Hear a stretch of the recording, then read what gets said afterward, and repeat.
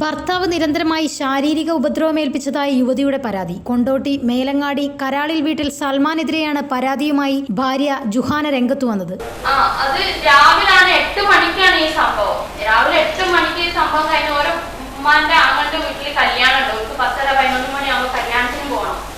അപ്പൊ ഈ രാവിലെ 8 മണിയാകുമ്പോ 10 മണിന്റെ ഉള്ളിലായിട്ടാണ് വരെ ഫുള്ള് ഈ പ്രശ്നങ്ങളാണ്. ഒരു കല്യാണത്തിന് പോകണമെന്നാണ്. പിന്നെ ഉപ്പയൊക്കെ പോയി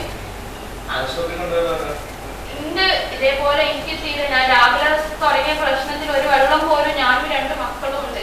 വെള്ളം പോലും കുടിച്ചിട്ടില്ല. അപ്പൊ ഒരു ഇതുമില്ല. തല കറങ്ങുക, എനിക്ക് ഛർദ്ദിക്കാനൊക്കെ മറക്കുക. ഇവരൊക്കെ കല്യാണത്തിന് പോയി.